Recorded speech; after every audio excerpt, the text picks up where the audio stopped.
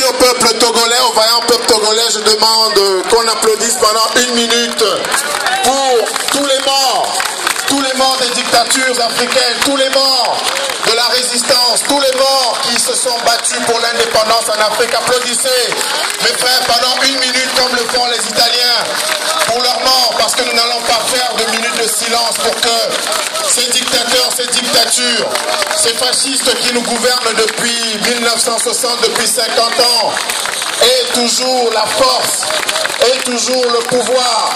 Il faut rendre fort faible. Il faut rendre fort Niassime faible. Merci d'avoir applaudi pour ces morts. Et surtout, pour ce continent qui n'a plus besoin de tutelle. Ce continent dont une partie des pays, 14 pays, ont en usage une monnaie coloniale. Le franc CFA que soutiennent fort, que soutiennent Ali Bongo, que soutiennent Sassou, que soutiennent Paul Biya. Et tous ceux, Alassane Ouattara, je n'ai pas voulu prononcer son nom parce que, excusez-moi mesdames, messieurs, il faut économiser sa langue, comme on dit chez nous au Cameroun. Il ne faut pas perdre sa salive pour ceux qui n'en valent pas la peine. Notre continent n'a pas à souffrir de monnaies qui sont imprimées à Chamalières en France. Notre continent n'a pas à souffrir de responsables qui siègent au conseil d'administration de la BCAO, de la BEAC et qui ont le droit de veto. Comment, Africains, pouvez-vous être dignes quand vous arrivez à Dakar au Sénégal, quand vous arrivez à Yaoundé au Cameroun et que la monnaie que vous utilisez, la décision est prise dans des bureaux à Bercy en France? Disons non, parce que quand on dit non au franc CFA, on dit non aux relations incestueuses entre la France et l'Afrique. J'ai écouté le président Macron qui est très très jeune, mais qui a des idées de vieux. Le président Macron nous a dit, il a dit à nos chefs d'État qui sont ses... Merci, chers Africains, de me donner les mots justes.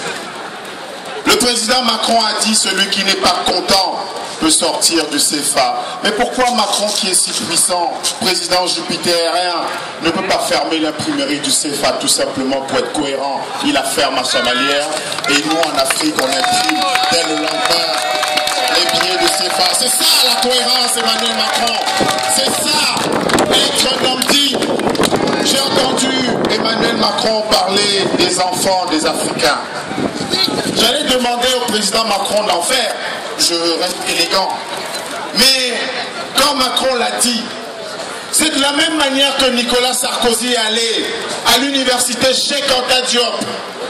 Cheikh Anta Diop qui est celui qui a rappelé à l'humanité entière, à la science française, à la Sorbonne, que l'Égypte ancienne, que Napoléon a ramené pour installer l'obélisque à la place de la Concorde, l'Égypte ancienne n'était pas bariolée, couverte de blanc. L'Égypte ancienne ressemblait à moi, cheveux crépus et peau noire.